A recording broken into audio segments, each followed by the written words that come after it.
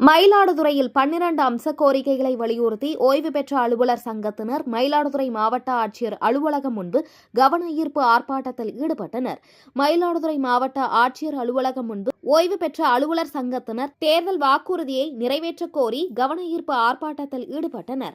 மாவட்ட துணைத் தலைவர் சபாநாயகன் தலைமையில் நடைபெற்ற ஆர்ப்பாட்டத்தில் மத்திய அரசுக்கு இணையாக 2016க்கு முன் ஓய்வூதியர், குடும்ப ஓய்வூதியர் இவர்களுக்கு மறுநிர்ணயம் செய்திட வேண்டும். தேர்தல் அறிக்கையில் அறிவித்தபடி 70 வயது முடிந்தவர்களுக்கு 10% ஊக்க உதவியும் வழங்கிட வேண்டும். குடும்ப பாதுகாப்பு நிதி 50,000ஐ 1 லட்சமாக உயர்த்தி வழங்க வேண்டும். பல்வேறு இடர்பாடுகளை கொண்ட மருத்துவ காப்பீட்டு திட்டத்தை முறைப்படுத்த வேண்டும் உள்ளிட்ட 12 அம்ச கோரிக்கைகளை வலியுறுத்தி முழக்கமிட்டு கவன ஈர்ப்பு ஆர்ப்பாட்டத்தில் ஈடுபட்டனர்.